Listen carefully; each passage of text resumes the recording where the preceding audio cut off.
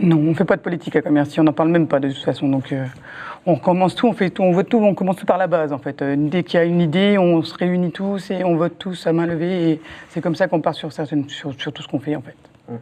Zéro politique.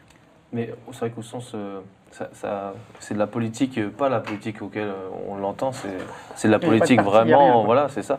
C'est de la politique vraiment au sens noble du terme, quoi. C'est puis la démocratie, quoi. C'est le peuple qui a le pouvoir. Nous, c'est dans notre lutte, c'est nous qui avons le pouvoir, quoi. Il n'y a pas de chef autoproclamé ou quoi que ce soit. Il y a des idées, forcément qu'il y a des gens qui sont à l'initiative de certaines idées ou voilà, qui sont plus à l'aise, mais après on rediscute tous ensemble et on est tous au même niveau et à partir de là on vote ce qu'on fait vraiment.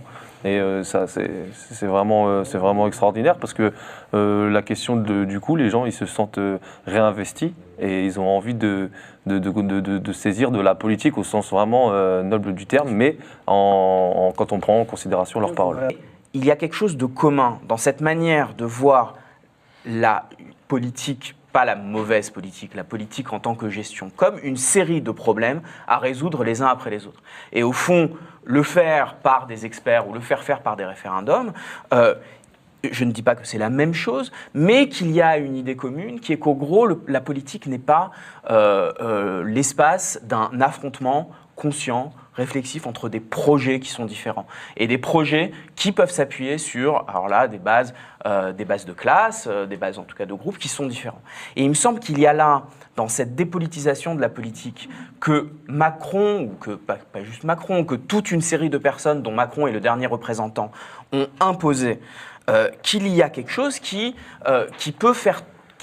peut amener vers une dépolitisation, mais là, pour le coup, une dépolitisation, pas en un sens qu'on peut juger démocratiquement désirable, une déconflictualisation, une sorte de remplacement.